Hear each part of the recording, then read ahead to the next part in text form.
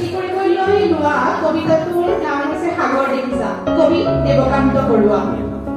সাগৰ দেখিছা? দেখা নাই কেতিয়াও? মইও দেখা নাই, শুনিছো তথাপি। নীলিম সলিল ৰাতি বাধাহীন নৰিমী মালা আছে দূৰ দিগন্ত বিৰাপি। মোৰ এই অন্তৰখনি সাগৰৰ দৰে নীলা বেদনাৰ দেখা নাই তুমি? উঠিছে মৰিছে যত বাসনাৰ লক্ষ্য ঢৌ তোমাৰেই স্মৃতি মাচুৰি শুনা নাই?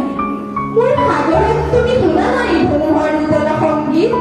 বুজা নাই, অনুভৱ কৰা নাই ফুলনিৰ বসন্তৰ কোমল ইংগিত? দেখিছাতো ৰান্ধেনো বাৰিষাৰ ডাৱৰত পোহৰৰ মোহন গৌৰৱ। প্ৰেমৰ পোহৰ তৃপ্ত মোৰ হিয়া কাষত দেখিছানে ৰঙৰ ওচৰ?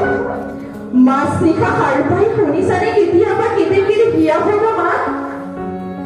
ভাবিছানে এটি বাৰু পক্ষীৰ ডিঙিত কানে মানুহৰ বুকুৰ সংবাদ? মই জানো তুমি কিটো জানা হেৰা মোৰ হিয়াহীনা প্ৰিয়া। তুমি জানা মাথো তুমি মই তুমিতো নাজানা ভাই কিয় বাৰু কিয় আমি গাবো জগ পৰা মানৱীৰে জয়ৰ গৌৰৱ মালা। মিলনাৰ কালে সোণালী সাজকীয়া পৃথিৱীৰ দুখৰ পুকাৰে আমি হৃদয়ৰ ৰঙাতে স্থানী প্ৰতিমাৰ পখালো চৰণ কিয় তুমি নুবুজিবা সখী।